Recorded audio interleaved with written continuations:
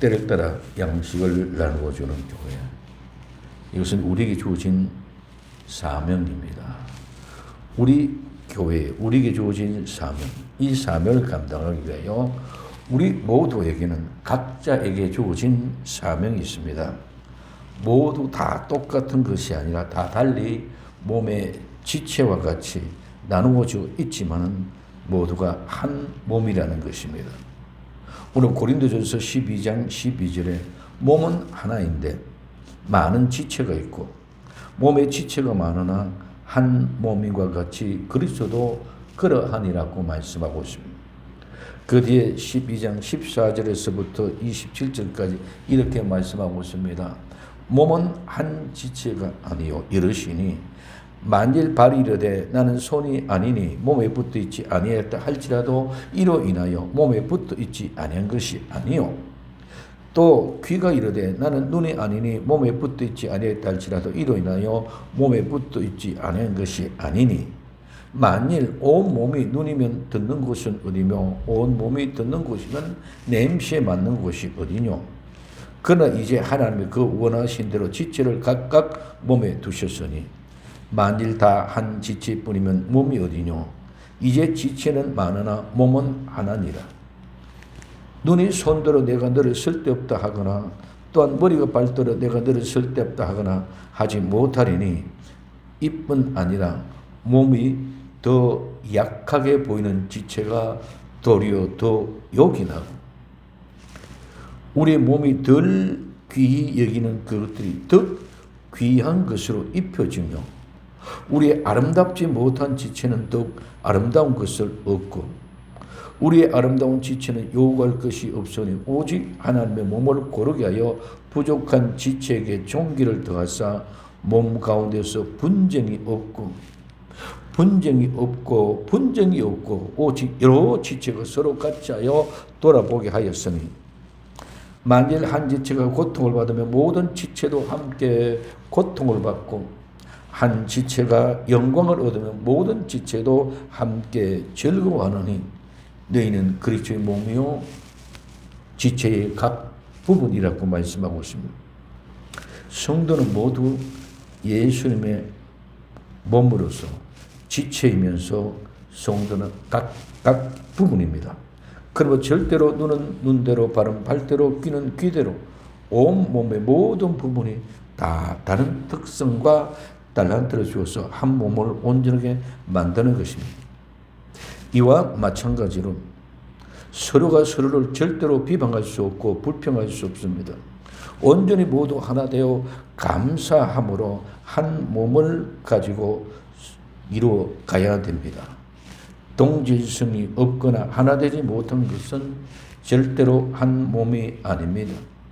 내 한 몸이 아닌 것과의 다툼이 아니라 내 한 몸이 온전한 한 몸을 이루게 하여 서로 사랑하면서 부족함이 없이 서로 격려하면서 고마움과 감사함을 느끼면서 서로 함께 해야 되는 것이 교회고 예수 그리스도의 한 몸인 줄 믿으시기를 바랍니다. 먼저 각각 성도는 다 개개인 하나하나가 다 다릅니다. 먼저 시대가 다릅니다. 옛날에 믿던 분, 지금 믿던 분, 시대가 다 다릅니다. 또 지역과 장소가 다 다르고 주어진 달란트가 다 다릅니다. 그렇기 때문에 서로 비방하거나 잘못을 가지고 싸우면 안 됩니다. 내 교회가 이러하니 저희 교회는 저러므로 잘못되었다 하고 싸우면 결코 바람직하지 않습니다. 모든 교회는 지체가 다른 예수님의 한 몸입니다. 각각 교회마다 달란트를 가지고 세워졌다는 것입니다. 이단이 아니면 우리 모두 서로 존중하며 함께 가야 됩니다. 이단이나 잘못된 교회는 분명히 빠져나와야 하며 이단이라고 정죄해야만 합니다. 요한2서 1장 7절부터 11절에 미혹하는 자가 많이 세상에 나왔으니 이는 예수 그리스도께서 육체로 오심을 부인하는 자라. 이것이 미혹하는 자여 즉 그리스도니 너희는 너희들 삶과 우리의 일한 것을 잊지 말고 오직 온전한 상을 얻으라.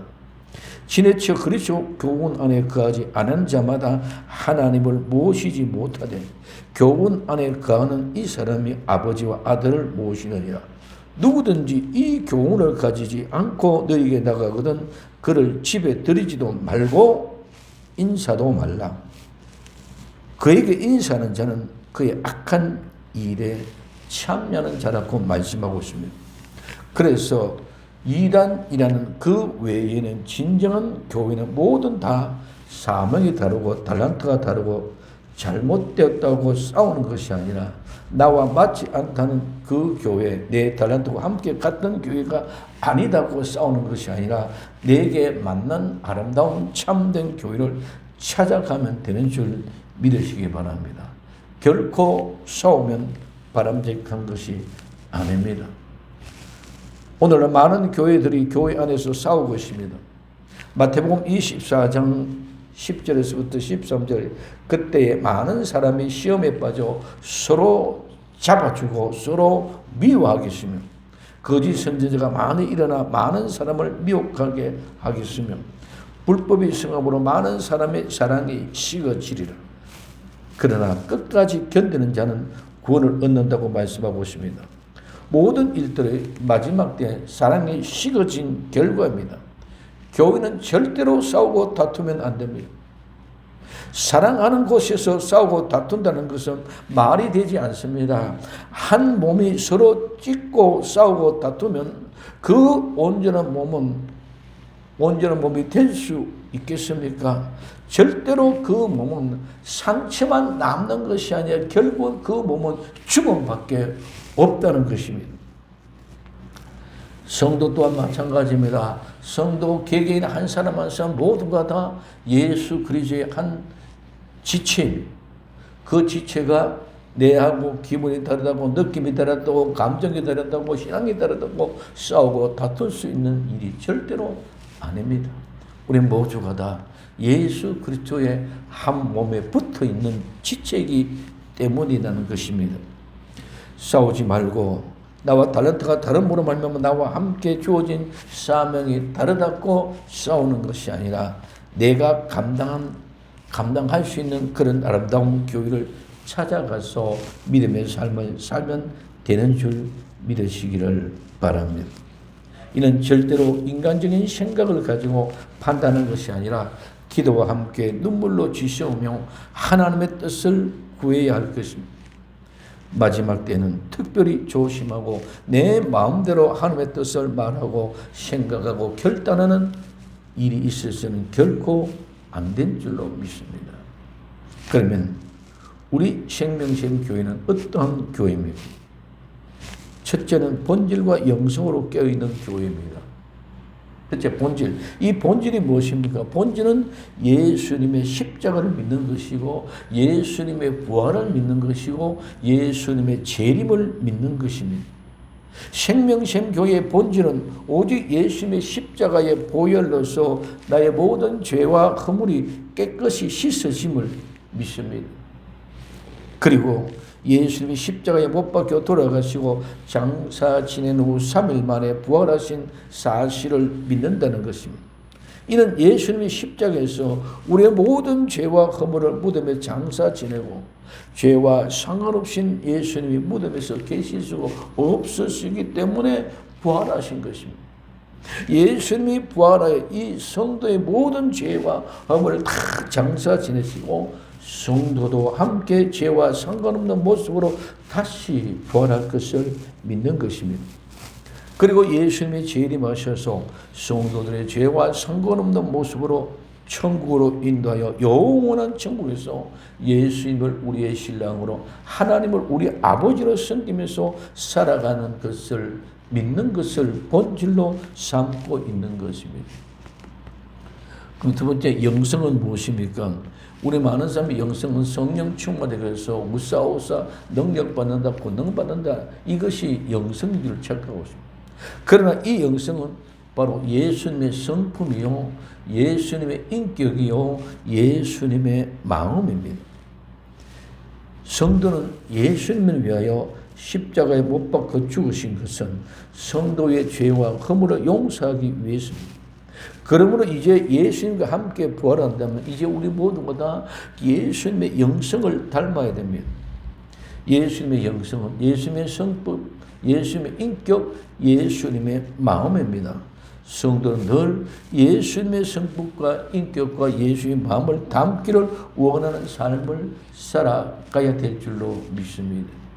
그래서 지난주에 말씀드렸습니다. 갈라디아서 2장 20절에 내가 그리스도와 함께 십자가에 못 박혔나니 내가 그리스도와 함께 십자가에 못 박혔나니 그런즉 이제는 내가 산 것이 아니요 오직 내 안에 그리스도께서 사신 것이요. 그럼 이제 내가 산 것이 아니라 그리스도 예수님께서 사신 것입니다. 그래서 이제 내가 육체 가운데 사는 것은 나를 사랑하사 나를 위하여 자기의 몸을 버리신 하나님의 아들을 믿는 믿음 안에서 산다고 고백하고 있습니다. 예수님이 십자가에 못 박힌 것은 내가 함께 십자가에 못 박혔다. 그러면 나도 죽고 예수님 죽고 다 죽었습니다. 죄와 허물이 다 죽었다는 것입니다. 그렇기 때문에 이제는 내가 산 것이 아니라 예수님이 사신 거다. 그리스도께서 사신 것이다. 그러면 내가 이제 육체 가운데 사는 목적은 뭡니까? 나를 위하여 나를 사랑하사 자기의 몸을 버리신 하나님의 아들을 믿는 믿음 안에서 사는 것이다. 이것이 곧바로 예수님의 성품, 즉 인격, 예수님의 마음, 이 예수님의 영성을 따라 살아가는 삶을 우리에게 가르쳐주고 있는 것인 줄 믿으시기를 바랍니다. 내 마음대로 내 생각대로 내 뜻대로 사는 것이 아니다는 것. 두 번째는 우리에게 주어진 사명, 즉 그 사명이 우리는 꿈이고 그 꿈이 우리는 행복을 가져다 주는 것인 줄 믿으시기를 바랍니다. 그래서 우리에게 주신 사명은 곧바로 우리에게는 꿈이고 그 꿈이 우리는 행복을 가져다 주는 그런 행복된 교회입니다. 오늘 마태복음 24장 45절에 충성되고 지혜 있는 종이 되어 주인에게 그 집사람들을 맡아 때를 따라 양식을 나눠줄 자가 누구냐? 우리에게 주어진 사명은 마지막 때에 때를 따라 양식을 나눠주는 교회입니다. 우리에게 준 이 사명은 우리의 최고의 꿈이고 우리 그 꿈을 이루어갈 때에 최고의 행복이 있는 그런 교회인 줄 믿으시길 바랍니다. 오늘 아모스 8장 11절에서 13절에 주 여호와께서 가라사대 보라 날이 이를지니라 내가 기근을 땅에 보내리니 양식이 없어 주림이 아니며 물이 없어 가람이 아니요 여호와의 말씀을 듣지 못한 기갈이라. 사람이 이 바다에서 저 바다까지 북에서 동까지 비틀거리며 여호와의 말씀을 구하려 달려 왕래하되 얻지 못하리니 그날에 아름다운 처녀와 젊은 남자가 다 같이 피곤하리라. 마지막 때는 여호와의 말씀을 듣지 못하여 가난다는 것입니다. 이 갈증을 느끼는데 얼마나 갈증이냐? 우리가 물을 먹지 못해서 갈증을 느끼는 목마른 것과 같이 하나님의 말씀을 듣지 못한 이런 갈증이 있다는 거죠. 이럴 때 어떤 때입니까? 아합 왕 때에 3년 반 동안 가뭄으로 모두가 다 말라 죽어갈 때예요.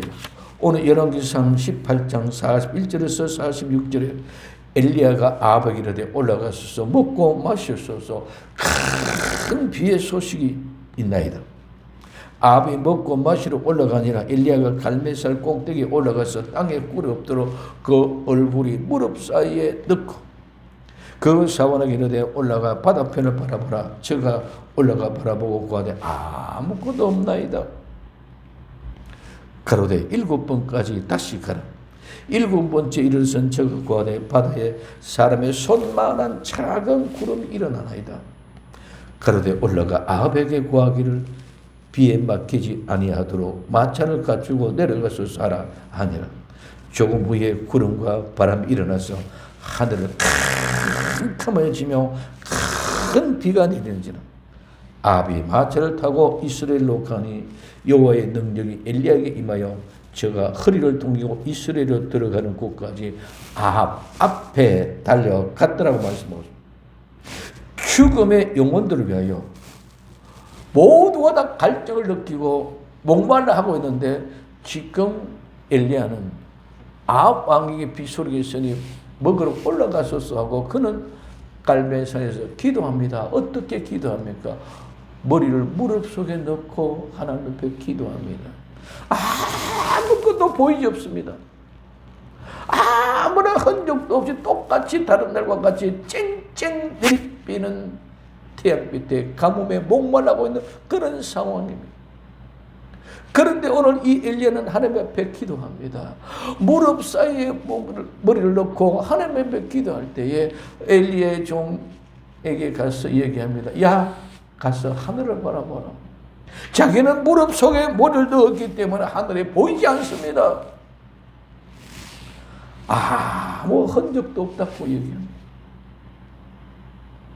7번 가라. 그래서 7번 가라 그러면 엘리야는 그렇게 7번 기도를 했다는 것입니다. 그렇게 7번 기도하고 갔다 오고 보되면 선지자님 저게 손만한 작은 구름 하나가 있습니다.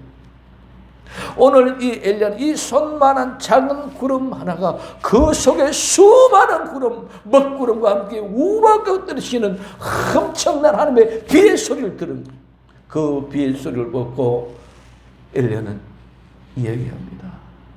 그 속에 먹구름이 일어나는 걸 봅니다. 그 속에 엄청난 어마어마한 비가 쏟아질 것을 봅니다. 우리 눈에 많은 일반 사람들은 아무것도 보이지 않습니다. 그런데 엘리야의 눈에는 작은 손만한 구름 하나, 온 세상을 살리게 하는 큰 기쁨의 비의 소식을 보고 알았다는 것. 오늘 우리도 이와 같은 믿음의 사람이 되어야만이 때를 따라 양식을 나눠주시는 줄 믿으시기를 바랍니다. 작은 손만한 구름. 그는 지금 사렙대 가옥에서 작은 떡 하나, 이 작은 떡 하나를 먹고 기근 동안까지 이 과부와 아들과 엘리야는 죽음을 쫓지 않고 끝나는 기간까지 떡과 기름병에 기름과 밀가루병에 밀가루가 마르지 않고 그는 살았던 것처럼 작은 떡 하나, 작은 손만한 구름 하나를 보고 그는 온 천지 세상에 퍼지는 하나의 엄청난 은혜의 비를 바라봅니다. 그러고는 뭐라고 합니까? 이스라엘. 오늘 왜 하필이면 지금 현재 이스라엘을 가는데 왕보다도 이 엘리야가 먼저 앞서가느냐? 이스라엘에 앞서가야 될 이유가 있습니다. 뭐냐? 이 이스라엘이라는 이 말은 이름의 뜻은 씨를 뿌리다, 파종하다, 심다는 말과 하나님의 말의 합성, 즉 하나님의 씨를 뿌리다, 하나님이 심다, 하나님이 파종했다는 말. 그래서 이 이스라엘을 아합이 먼저 가는 것이 아니라 엘리야가 먼저. 왜? 엘리야가 먼저 가서 하나님의 파종하고 하나님의 심을 심고 하나님의 그 생명의 씨앗을 뿌리는 그 역사는 엘리야를 통해서 그 손만한 작은 구름 속에서 하나님의 생명의 말씀을 듣고 물을 가지고 와서 구름을 가지고 와서 거기다가 생명의 씨앗을 뿌리고 거기다가 생명의 씨앗을 심는 역사가 엘리야를 통해서 하나님을 통해서 일어나야만 되는 것이지 먼저 아합이 가서 그것을 맞이해서는 절대로 안 되는 거예요. 그래서 엘리야가 이스라엘 같이 아합 왕 앞에 간 줄 믿으시기를 예수님의 이름으로 부탁을 드립니다. 그래서 이스라엘에 들어가야 하는 곳까지 아합 앞에 달려가야 될 이유가 바로 이것입니다. 하나님이 씨를 뿌리시기 때문입니다. 가뭄에 죽어가는 영혼들의 생명의 말씀을 주고 새롭게 살아가는 모습을 보면서 오늘 우리는 그 꿈이 이루어짐을 믿고 최고의 행복으로 삼아 어떤 어려움도 두려움도 그 죽음을 이기지 못할 막고 있는 이 생명을 살리는 아름다운 꿈이 우리에게 주어졌기 때문에 그 사명이 우리에게 꿈이고 그 꿈은 그 죽어가는 생명이 살아나는 모습을 보고 온 식물이 모두가 다 가뭄에 말라 비틀어져 생명의 프로그램은 하나도 없는데 하나님의 은혜의 담비를 통해서 버럭버럭 보면 되고 생명의 세상에 피어나는 모습을 보고 한없이 행복한 거지. 우리는 이 세상의 그 어떤 물질이나 풍요와 이런 부귀와 영화를 통해서 하는 행복이 아니라 죽은 영혼들이 살아나는 그 아름다운 모습을 보고 우리는 사명이 그것이었기 때문에 그 사명을 감당할 때에 우리에게는 큰 행복이 있는 줄 믿으시기 바랍니다. 그 사명이 우리의 꿈이었기 때문에 그 꿈을 이루어가는 그 행복을 나갈 때에 아름다운 영혼이 죽은 영혼이 살아나는 모습을 보고 우리는 그보다 더 기쁘고 그보다 더 즐겁고 그보다 행복한 일이 없는 줄 믿으시기 바랍니다. 그래서 우리에게는 사명인데 그 사명은 우리에게 꿈이다. 우리에게 꿈은 그것을 우리가 행복을 가져다 주는 것이 말로만 그냥 일술로만 하는 것이 사명 막연하게 하는 그런 사명이 아니라 우리는 반드시 그 사명이 우리의 꿈이 되고 그 꿈을 가지고 우리가 행복을 느낄 수 있는 그런 마지막에 사람이 되게 될 때에 그것이 때를 따라 양식을 나눠주는 교회고 성도인 줄 믿으시기 바랍니다. 마치 엘리야가 이스라엘까지 아방 앞에 달려가야 될 이유가 하나님이 씨앗을 뿌리는 것이기 때문에 그렇다. 하나님이 파종이기 때문에 그렇다. 하나님이 심기 때문에 그렇다. 마찬가지 오늘 우리에게 최고의 행복은 하나님이 하시는 일을 보고 하나님이 우리가 전하는 복음, 우리가 말하는 그 말씀대로 이루어지는 모습을 보고 우리는 꿈이 성취되는 그 아름다운 행복의 순간이 최고로 기쁨, 행복의 복된 시간. 이것이 우리에게 주어진 사명인 줄 믿으시기 바랍니다. 우리는 그냥 막연하게 사명 아닙니다. 반드시 그 사명은 성취되고 이루어지는 것인 줄 믿으시기 바랍니다. 그 사명이 우리에게 성취되고 이루어질 때는 그것은 우리에게 꿈을 꾸게 하고 그 꿈이 우리에게 성취되고 완성되을 때는 반드시 행복을 가져다 준다. 그래서 사명은 우리의 꿈이요 그 꿈은 우리에게 행복을 가져다 주는 거예요. 그래서 사명이 있기에 꿈이 있고 꿈이 있기에 행복한 교회인 줄 믿으시기를 바랍니다. 이 아름다운 행복한 교회를 만들어갈 수 있기를 예수님의 이름으로 부탁을 드립니다. 그렇기 때문에 이 생명은 절대로 죽음을 이길 수밖에 없습니다. 죽음은 절대로 생명을 이길 수가 없습니다. 이 생명은 어떤 가운데도 불빛이 튀어나옵니다. 이 생명은 어떠한 열악한 조건 속에서도 생명은 반드시 삐져나옵니다. 아무리 열악한 조건이든 좋은 조건이든 좋은 조건 또 좋게 나오죠. 그러나 생명이 없는 죽은 것은 아무리 좋은 조건 환경 속에 가져나가도 썩은 것이요 나쁜 환경 속에 나가도 썩은 것이요 색을 틔울 수가 없고 생명의 표적이 나타나지 못합니다. 그러나 생명은 어떤 곳이 있든지 열악한 환경이 있든 좋은 환경이 있든 반드시 그 생명의 싹을 틔우고 나오게 되는 줄 믿으시기를 바랍니다. 이 생명을 우리가 찾아 이루어져 왔을 때 복음의 증거될 때 생명에 살아있는 아름다운 영혼들이 일어나는 그 모습을 보고 우리는 반드시 행복하게 생각하고 반드시 최고의 행복을 누릴 그날이 반드시 오게 될 줄로 믿습니다. 그러면 세 번째, 우린 작은 책을 먹고 다시 복음과 영원한 복음 예언의 말씀으로 양식을 나눠준다. 무엇으로 나눠주느냐? 양식이 무엇이냐? 그 양식을 무엇으로 나눠주는 것입니다. 그 양식은 오늘 우리는 때를 따라 나눠주는 그 양식은 작은 책을 먹고 다시 복음, 영원한 복음을 통해서 양식을 나눠준다는 것입니다.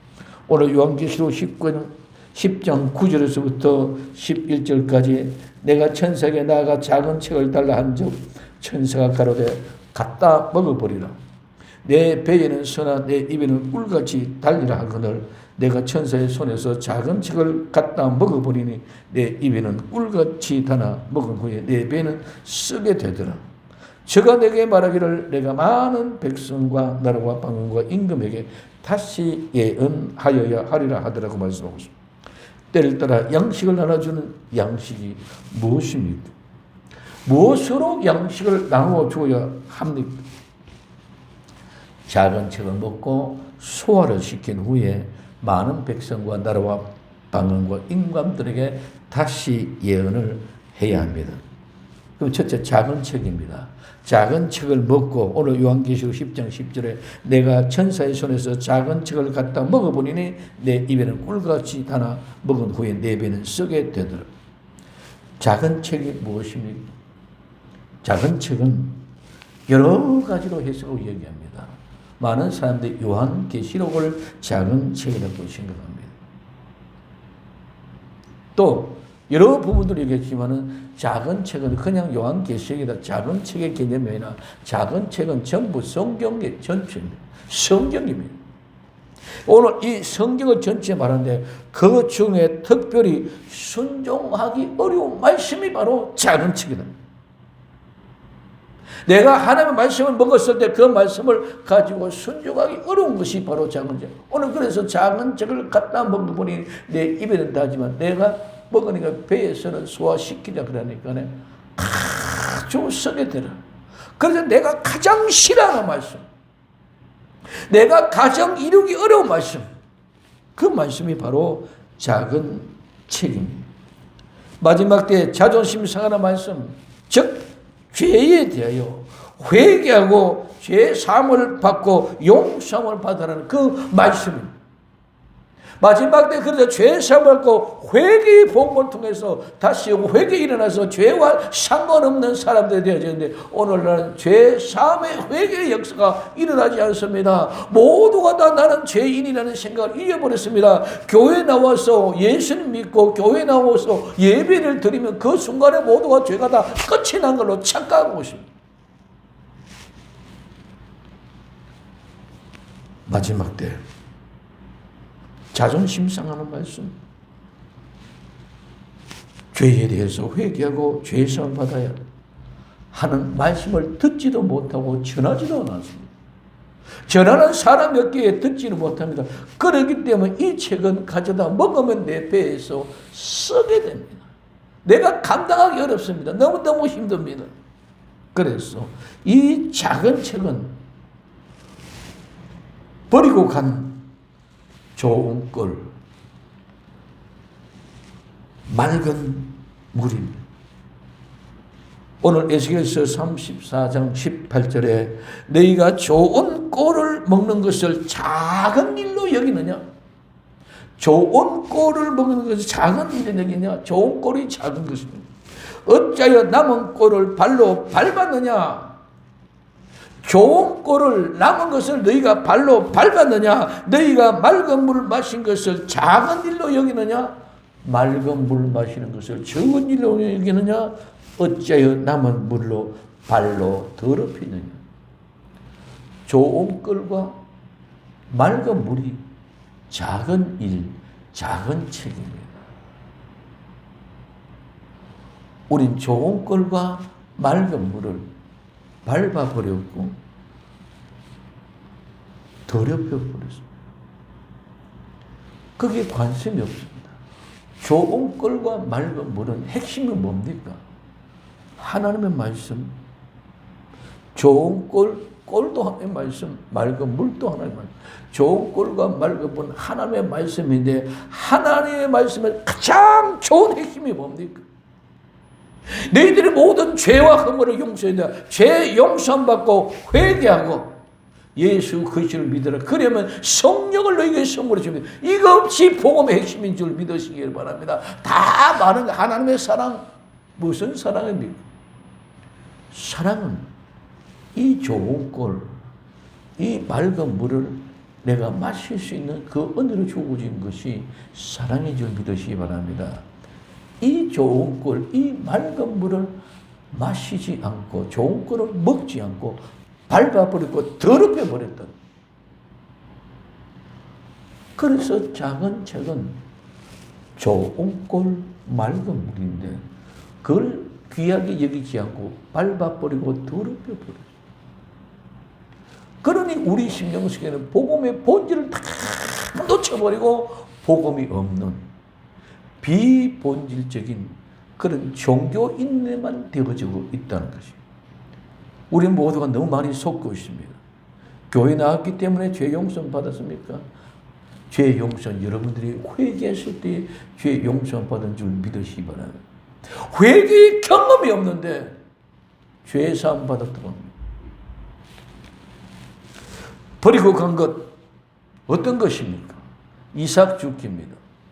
버리고 간 것 어떤 것입니까? 부스러기입니다. 즉 가난한 자들의 양식입니다.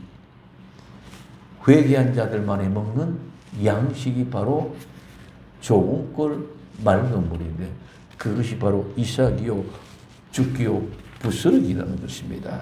나오미의 며느리 룻이 준 이삭입니다. 거지 나사로가 먹은 부스러기입니다. 수로보니게 여인이 고백한 주인의 상에서 떨어진 부스러기입니다. 성령의 충만을 받으라고 합니다. 그러나 성령은 절대로 죄사를 받지 않은 자에게는 임하지 않습니다. 그런데 오늘날 많은 교회들은 모두가 다 죄사함을 받은 것으로 전제하고 죄사함, 회개하는 말씀을 외치지 않습니다. 회개하지 않았는데 어떻게 성령을 충만을 받으라고 합니까? 회개하지 않았는데 어떻게 말씀대로 살아라고 합니까? 회개하지 않았는데 절대로 말씀대로 살 수 없습니다. 회개하지 않았는데 절대로 성령으로 충만할 수 없습니다. 그렇기 때문에 모두가 다 종교인이 된 것입니다. 회개하지 않으면 하나님 앞에는 아무것도 아닙니다. 오늘 사도행전 2장 38절에 베드로가 가로되 너희가 회개하여 각각 예수 그리스도 이름으로 세례를 받고 죄 사함을 얻으라. 그리하면 성령을 선물로 받으리니 말씀하고 있습니다. 작은 책을 먹고 회개의 아픔과 고통을 견뎌내고 이겨내야만 회개한 사람들이 작은 책을 먹은 사람들인 줄 믿으시기를 바랍니다. 작은 책을 먹은 그 사람들이 다시 새롭게 하는 복음을 전하는 것입니다. 이것이 다시 복음입니다. 문자적인 아니라 작은 책을 먹은 사람들은 회개한 사람들입니다. 회개한 사람들이 다시 새롭게 전하는 것입니다. 지금까지는 모두가 다 회개하지 않고 전하는 회개 없는 믿음, 종교인이 되어졌습니다. 예수님과 전혀 상관없는 사람이 된 것입니다. 그러므로 이제는 회개한 사람들이 다시 복음을 전하는 것이 다시 복음의 역사라는 것입니다. 두 번째, 다시 복음과 영원한 복음입니다. 다시 복음은 지금까지 회개를 전하지 않고 종교인들이 만들어진 교회에 출석하면서 기독인으로 회개와 상관없이 교회에 출석함으로 마치 회개하고 죄 용서 받은 것으로 생각하고 하나님을 믿는 것이라고 잘못을 알고 있는 것을 다시 회개하고 죄 용서 받은 사람이 복음을 전하는 것입니다. 이것이 다시 복음입니다. 죄와 상관없는 사람이 전하는 복음이 다시 복음입니다. 이 복음은 새로 다시 만들어내신 복음이 아니라 복음의 본질입니다. 복음의 본질, 즉 복음의 사람이 복음을 전하는 것입니다. 죄 용서를 받은 사람이 복음을 전하는 줄 믿으시기 바랍니다. 죄 용서 받지 못한 사람이 회개하지 않은 사람이 복음을 전하는 그것은 복음이 아닙니다. 내 안에 예수님이 없는데 어떻게 복음을 전할 수 있다는 것입니까? 그래서 죄 용서를 받고 작은 책을 먹은 사람들이 전하는 복음이 다시 복음인데 이 다시 복음은 새로 만들어지는 것이 아니라 전에부터 원래 복음의 본질입니다. 복음의 본질인데 지금까지 모든 복음이 전부 다 희석되어져 버리고 모든 복음이 다 변질되어 버렸어요. 그래서 이제 새로 다시 시작하다 다시 새로 전하라는 말씀입니다. 그래서 다시 복음의 본질은 회개하고 죄 용서받는 그 사실을 은혜를 경험했던 사람들이 이것이 복음이 아니더라. 이거는 종교이지. 지금 우리가 경험해 봤을 때는 그 회개의 아픔을 한 번도 겪어보지 못했는데 내 배에서 쓴 것을 한 번도 쓴맛을 보지 못했는데 어떻게 이게 복음이냐? 아니다. 그래서 다시 전하는 것이 다시 복음이라는 것입니다. 그래서 죄의 사함을 받고 성령을 받으라고 전하는 복음입니다. 이 복음이 영원한 복음입니다. 영원한 복음은 따로 있는 것이 아닙니다. 다시 복음이 따로 있는 것이 아닌 것처럼 복음은 원래 그 복음이 잘못됐고 변질됐기 새로 다시 전하자는 그런 의미고, 이 복음은 처음부터 끝까지 영원한 복음이라는 것입니다. 그래서 요한계시록 14장 6절에 보니 다른 천사가 공중에 날아가는데 땅에 가는 자들 곧 여러 나라 족속과 방언과 백성에게 전할 영원한 복음을 가졌다라고 말씀하고 있습니다. 다시 복음이나 영원한 복음이나 복음은 모두 다 땅에 가는 자 곧 여러 나라와 족속과 방언과 백성과 오늘 임금들에게 전하는 것입니다. 이 복음은 그냥 선포하는 것입니다.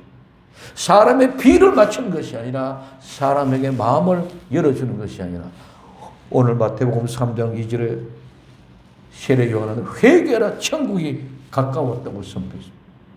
예수님은 마태복음 4장 17절에 이때부터 예수님께 비로소 전파에 가라되 회개하라 천국이 가까웠다라고 선포한 모습을 볼 수 있습니다.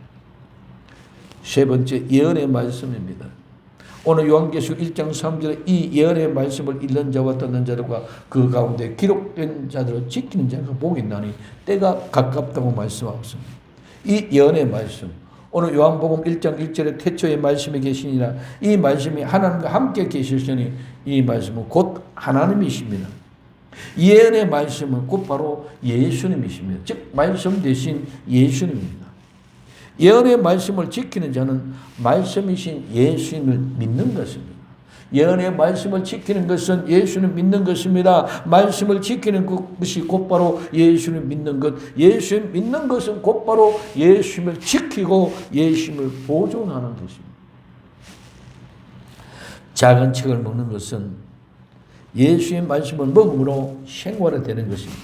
생활화가 곧 지키는 것이고 믿는 것입니다. 우리는 생활의 삶이 없습니다. 그 말씀으로, 즉 작은 책을 먹고 다시 복음, 영원한 복음, 예언의 말씀으로 때를 따라 우리는 양식을 나누어 주는 것입니다. 때를 따라 양식을 나눠주는 것은 그냥 때를 따라 양식을 나누는 것이 아니라 때를 따라 양식을 나눠주는 것은 시기를 알고 그 시기에 맞게 양식, 곧 말씀을 나누어 주는 것입니다. 이것이 곧 바로 복음을 전파하는 것입니다. 마태복음 13장 28절에서 30절, 주인이 가로되 원수가 이렇게 하였구나. 종들이 말하되 그러면 우리가 가서 이것을 뽑기를 원하시나이까. 주인이 가로되 가만두어라. 가라지를 뽑다가 곡식까지 뽑을까 염려하노라. 둘 다 추수 때까지 함께 자라게 두라. 추수 때 내가 추수꾼들에게 말하기를 가라지는 먼저 거두어 불사르게 단으로 묶고 곡식은 내 곡간에 넣으라 하리라고 말씀하고 있습니다. 때를 따라 양식을 나눠주는 것은 가라지를 묶을 때와 가라지와 함께 자라게 내버려 둘 때를 아는 것입니다. 즉 작은 책을 먹는 자는, 다시 복음, 영원한 복음, 이 예언의 말씀을 전한 자는 씨를 뿌릴 때와 자라게 할 때와 추수할 때를 아는 것입니다. 우리 농부가 씨 뿌린 때, 자라게 하는 때, 추수할 때를 모르는 농부는 진정한 농부가 아닙니다. 마찬가지로 때를 따라 양식을 나눠준다는 것은 지금 씨를 뿌릴 때인가, 지금 자라게 할 때인가, 지금 추수할 때인가, 곡식으로 가라지를, 단을 묶고 곡식으로 곡간에 놓을 때인가, 이것을 분명히 알 수 있는 사람들입니다. 그래서 마지막 때에 큰 회개의 역사가 일어납니다. 모두가 이 마지막 때 재림, 예수님 오셨으면 좋겠다고 얘기합니다. 그러나 지금 이 모습은 예수님 재림하신 모두 심판받아 지옥으로 갈 수밖에 없습니다. 초림 때 우리가 어찌할꼬 하는 회개의 역사가 일어났던 것처럼 재림 때에도 굵은 베옷을 입고 회개하는 역사가 일어나야 합니다. 회개의 역사가 일어나지 않으면 절대로 안 됩니다. 오늘 요한계시록 11장 3절에 내가 나의 두 정인에게 권세를 주리니 제가 굵은 베옷을 입고 1260일을 예언하니라. 두 정인 즉 참된 종들을 통하여 전 3년 반 1260일 동안 굵은 배옷을 입고 큰 회개의 역사가 일어납니다. 그러나 믿지 않는 자는 끝까지 회개하지 않습니다. 요한계시록 16장 9절에 사람들이 크게 태워지라. 이 재앙을 행하는 권세를 가진 하나님의 이름을 외방하며 또 회개하여 영광을 주께 돌리지 아니하더라고 말씀하고 있습니다. 정말 우리에게 주어진 사명, 마지막 때의 본질과 영성으로 깨어서 사명이 있고 꿈이 있는 이 행복을 가지고 작은 책을 먹고 다시 복음 영혼을 이 은혜의 말씀을 먹고 때를 따라 양식을 나눠주는 한 영혼 한 영혼을 살려낼 때에 최고의 기쁨으로 행복을 만끽하는 복된 교회, 복된 성도인 줄로 믿습니다. 이 마지막 때 이 사역을 감당하기 위해 일어납시다. 낙타 트롯을 입고 진리의 허리띠를 띠고 회개하라. 천국이 가까이 왔느니라. 그 길을 예배하라. 그 첫경을 평탄케 하라고 외치러 나가야 될 줄로 믿습니다. 우리에게 이 사명을 감당하기 위하여 죽고 다시 살아나는 교회, 죽고 다시 살아나는 성도로 만들어주신 줄로 믿습니다. 그리하여 새롭게 비상하는 해로 만들어주실 줄로 믿습니다. 이제 하나님께서 죽고 다시 살아난 사람 새롭게 비상하게 해주는 귀한 역사가 시작될 줄로 믿습니다. 우리 이 사명이 나와 여러분들을 뜨겁게 강건해 주기를 예수님의 이름으로 부탁을 드립니다. 기도합니다. 사랑하는 주님 감사합니다. 변함없는 하나님의 은혜의 사랑 우리에게 주신 이 사명이 너무나 귀하고 너무나 행복하기에 그 행복한 꿈 안에서 아름다운 생명을 피워나갈 수 있도록 은혜 내리워 주옵소서. 다시 오실 예수님의 이름으로 기도드리옵나이다. 아멘.